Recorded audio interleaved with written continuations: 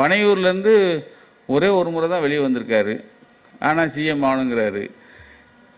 இப்போ இந்த பக்கம் போனீங்கன்னா பஞ்சு சவுக்கில் அடிச்சுக்கிட்டவர் கொஞ்ச நாளைக்கு முன்னாடி சொன்னார், எல்லோரும் பாஜகவுடன் கூட்டணி சேர்வதற்காக தவம் கிடைக்கிறார்கள்னாரு.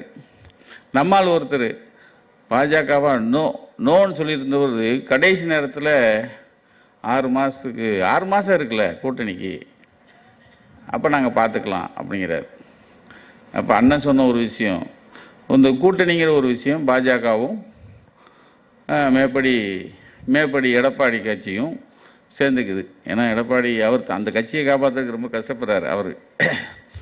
ஆனால் என்ன நான் ஒரு கணக்கு சொன்னேன்னா, இப்போ பாண்டியனை சொன்ன மாதிரி தான் ஒரு கணக்கு. எப்போ நாம் 1லேருந்து ஆரம்பிப்போம், திமுக கூட்டணி 1லேருந்து எத்தனை, இப்போ ஒவ்வொரு ஆளுக்கு எத்தனை % ஓட்டு இருக்குன்னு ஆரம்பிப்போம். ஆனால் இங்கே பாஜக அதிமுக சேர்ந்தா -18லேருந்து ஆரம்பிக்கணும்.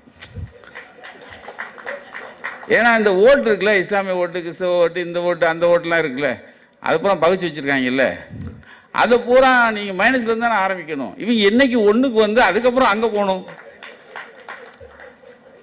அப்போது இவங்க சேரணும்யா, அப்போ தான் நல்லது.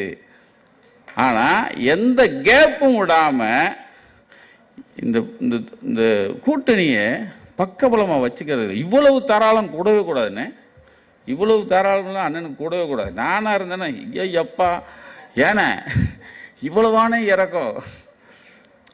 அப்போது ஒரு மனுஷன் இந்த மக்களுக்கான இந்த நல்லாட்சியை கொடுக்கணுங்கிறதுக்காக எவ்வளவு இறங்கி போறாருங்கிறத பார்க்கும்போது அவருக்கு எத்தனை முறைனாலும் நம்ம வாக்கு சொல்லிக்கிட்டே இருக்கலாம்.